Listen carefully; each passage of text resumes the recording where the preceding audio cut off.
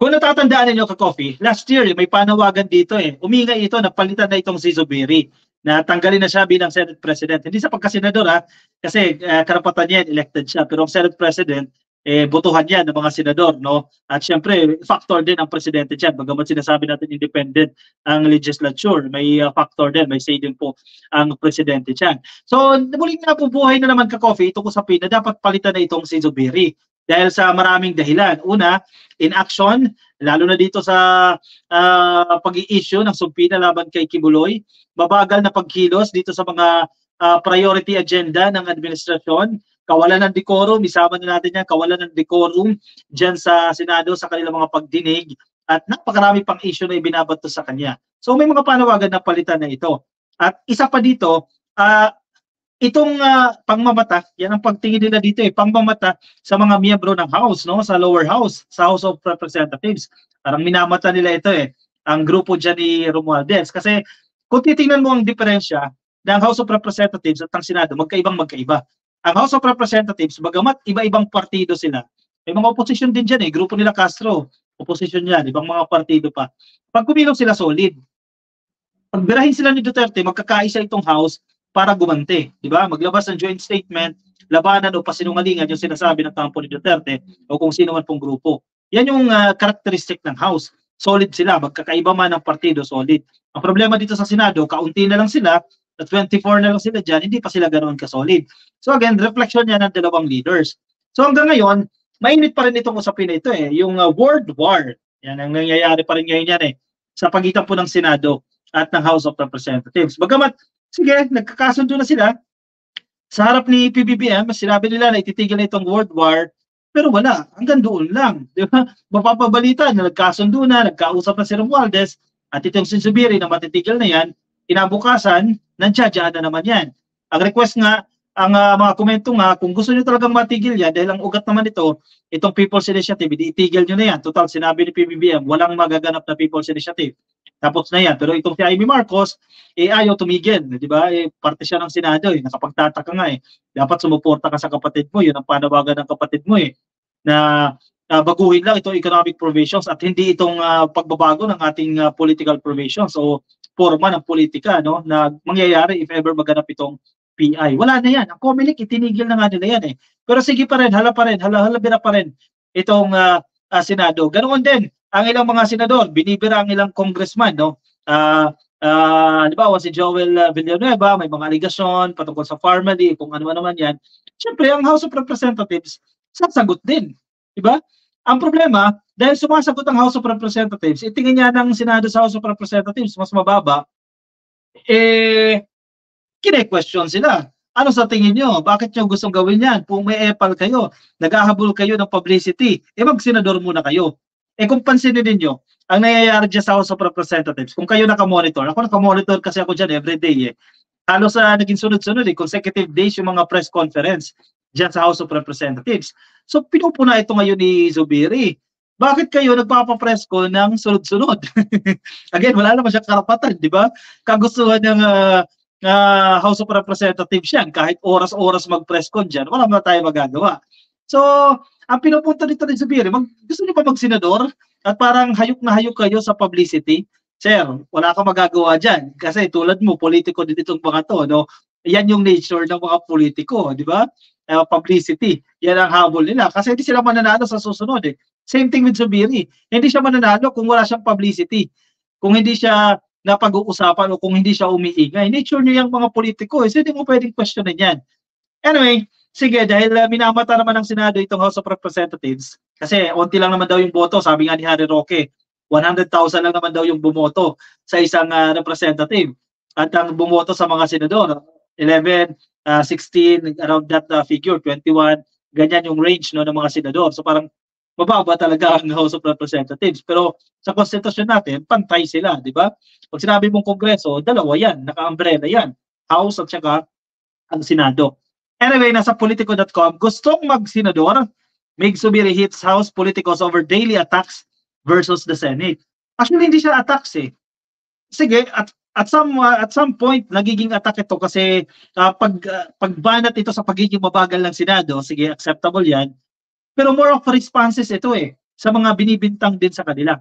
Sinasagot yan ng mga press conference na ito, yung mga aligasyon sa lower house at sa kanila mga panawagan. Karapatan nila yan, tulad ng mga kababayan natin na nagrarally, karapatan nila magsagawa ng press conference o kung ano pa man yan. Hindi kung tinamaan ka dyan, hindi sagutin mo rin, di ba? Sagutin mo rin dyan sa Senado, meron din naman kayong resources, pwede nyo sagutin yan at pag-usapan yan. Senate President Juan Miguel Zubiri believes the allies of House Speaker Ferdinand Martin Romualdez are attacking the Senate in daily press briefings because they are hungry for publicity. Oy, mabigat yan, ha? So hindi si Romualdez ang binabanata niya dito sa balitang ito, ha? Kundi yung mga allies, mga kakampi. Tulad ng sinabi ko kanina, solid yan eh. Ang House, solid yan. Kahit magkakaiba ng posisyon, kung kumilos sila, solid. Tanggulan sila, kampihan sila. Yan ang wala sa Senado. Kaya sila siguro, ano to, inggit ba yan? Basta magkaiba sila ng characteristics eh. So itong ginagawa daw po ng press briefings, last week kasi naging sunod-sunod dito eh. Parang Wednesday, Thursday, Friday, nagkaroon ng mga press briefings dyan. Sunod-sunod, di ba? At sinasagot itong mga issue. Forma daw yan ng pag-atake. Hindi ko tinitingnan na forma ng pag-atake yan, ha? Tila lang iba ng definition si Zubiri. Karapatan nila yan. Magsagawa sila ng press con dyan, may media dyan, may mga side na media na nakatutok dyan, bahayaan natin sila, di ba? Karapatan nila yan. Gawa kayo ng sarili ninyo kung gusto nyo rin. Zubiri called out House lawmakers who are taking part in the press conference. So sinisilip niya itong mga sumasali dyan sa press conference. Itong Webes nga, ito yung recent ata ito eh. February 15, just a day after declaring a truce with Romualdez in the bickering between the House and Senate. Yun nga kayo ni Romualdez nag-uusap. Mukhang hindi rin na-downgrade eh. Unang-una sa Senado kung gusto niyo talaga makipagkasundo, tigil na yung investigasyon na yan. Sayang din yung oras na na-focus dyan dahil may ano na yan eh. Hindi naman natin sinasabi na wag na imbestigahan dyan, pero may conclusion na dyan. Dahil una, si Comelec, kuminto na siya dyan. Di ba? Form na nga sila withdrawal ng signature. Si PBBM, sinabi niya na rin yan. And nag-commit na sila Zubiri dyan. At sila Romualdez, nag-commit na sila na tanging economic provisions lang ang babaguhin. So ano pa yung purpose nitong pagdinig na ito? Halungkatin, idiin ang House of Representatives, and nabalitaan nyo, idiin si Pangulong Bongbong Marcos, kaya gusto nila, hinahalungkat nila itong investigasyon ng People's Initiative dahil si PBBM daw ang nasa likod nito. Good luck sa inyo. I don't know why they still have their daily press cons. Hindi na raw alam bakit nag-aaraw-araw pa ng press con. Maybe, ito hindi na alam, pero may speculation siya. Dito nagkakaroon ng gulo eh. Maybe they wanted to run for the Senate, and good, I'm happy for them. Tignan mo. Paano matutuwa ang mga miyembro ng House kung maririnig mo yan? May patama yung kanyang statement. Hindi talaga matatapos yung truce, di ba? Kung halimbawa, mali talaga ng House. Sige, sabihin natin mali ng mga congressman. Ikaw kung mas ikaw ang nakakaintindi, titigilan mo na lang yan. Pero sa statement na ito, sinabihan mo, baka gusto nyo mag-senador. Syempre, masasaktan na naman itong mga mambabatas na to. Maybe they wanted to run for the Senate, and good, and I'm happy for them. Maybe they should think of trying to run for the Senate, sabi din Zubiri. Parang ang dating dito, ang yabang Ang yabang na dating dito Parang understanding ko ito. Hindi madali maging senador. In short of saying na mag-senador muna kayo bago nyo gawin yung kung ano yung ginagawa nyo ngayon. The House should respect the terms of the truce forged by Zubiri and Speaker Martin Romualdez before President Ferdinand Marcos Jr. Correct. Yung birthday ni Enrile, di ba? Nagkaroon sila ng agreement dyan, natitigil na. Tumigil ba ang investigasyon ng Senado dyan? Sa PI na cause ng away? Di ba hindi? Sinong hindi sumunod dyan? Hindi ang Senado, hindi rin sumunod. Pati ang House, so parehas na sila. Hindi talaga magkakasundo dyan. One way to respect the ceasefire is to stop their press briefings where they attack the Senate over the issue of charter change through People's Initiative, Zubiri said. Feeling ko hindi talaga nag-uusap Dapat magharap-harap itong mga ito, magpagalingan sila Ang problema, mukhang matatalo ang Senado, maraming magagaling dyan sa dyan sa House of Representatives. Natatandaan niyo yung hearing dyan sa ating konstitusyon. Mukhang nabas na sila dito na this way please kayo ni Marcoleta Magaling itong si Marcoleta, no? So parang hindi nyo pwedeng i-look down. Hindi pwedeng tingnan na mas mababa itong House of Representatives. Dahil una, pare-parehas kayo ng trabaho gumawa ng batas. At pare-parehas kayo ng salary grade. Pare-parehas kayo ng responsibility. So hindi mo pwedeng tingnan na Senado, mas mataas ka sa house, no? Kasi parehas kayo ng mandato. Parehas nga kayo ng sahod eh. Yun eh, hindi po pwedeng ano yan eh, mamatahin yung mga kasama mo o kapwa mo mambabatas. Sa problema kasi, natatakot sila, baka ma-dissolve. Eh, pag nangyari itong PI, if ever matuloy yan, posibleng ma-dissolve. Kasi lugi sila sa botohan dyan. When you have a press con, you may say things out of script and out of context of what you want to share and it may hurt feelings. Correct. Tulad ng sinabi niya dito, pwede kang makasakit ng feelings at nakakasakit ka ng feelings. Like yesterday, a couple of congressmen have said something right after me and Speaker shook hands. They have hurt the feelings of my colleagues. Bahala na kayo dyan. Hindi na talaga magkakasundo yan. Parang wala na tayong dapat asahan dito. Hindi talaga magkakasundo itong mga ito dahil walang gusto mag-giveaway eh. Eh kung sino na lang siguro yung mas matalino, yun na lang tumigil, di ba? Magbigay ano na lang ito, magbigay ng tawag na mag-giveaway sa kung sino man ang dapat. Pero hangga't hindi nangyayari yan, magulo pa rin talaga. Kawawa ang taong bayan dito na didelay tuloy yung mga batas na dapat na isa sa batas. Kasi maraming pag-uusapan dyan sa BICAM, hindi na pag-uusapan dahil wala eh, hindi nagkakaroon ng meeting. Hindi nagkakaroon ng pag-uusap na maayos sa pag-uusap, no?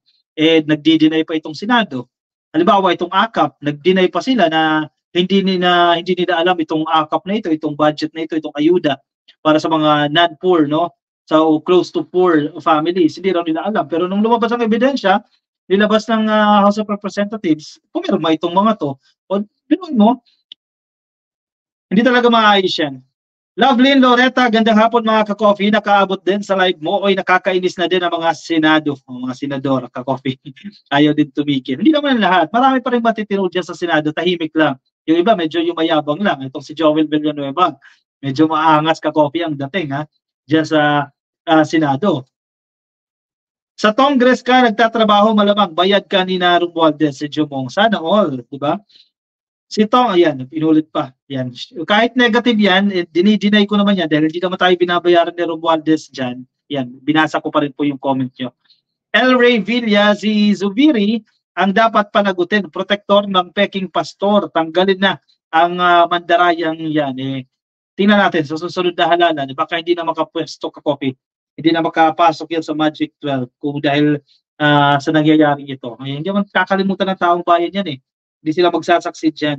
Hindi basta-basta makakalimutan yan ng mga botante pagdating po ng halalan. Orea Ortega, dapat alisin na yan sa Senado. Wala ring kwenta. Kay Wenzel Salma, ingat. Kakawalang gana mga senador na pakulo nila. Ha? Naku, di na ako magboboto pang senador. Nakakawalang gana magboto. Hindi naman lahat. Marami pa rin matino dyan ka-copy. Sabi ni Kaloyal, one of vet, no, ang Senado, pataasan ng ihi. Gusto lahat sila ang Senate President. May punto, Kaloyal, one of vet, posible. Anyway, sige, yung mga ka-copy natin na sa Facebook, baka di pa kayo naka-follow sa ating Facebook page, patuloy na lang po, click lang po ng follow. Yan, nandiyan dyan po sa taas, follow or like lang. At kung nasa YouTube po kayo, ay click lang po ninyo ang subscribe. Sige, kuha na kayo ng inyong topic at ipagpatuloy na natin, move on tayo sa ating next topic.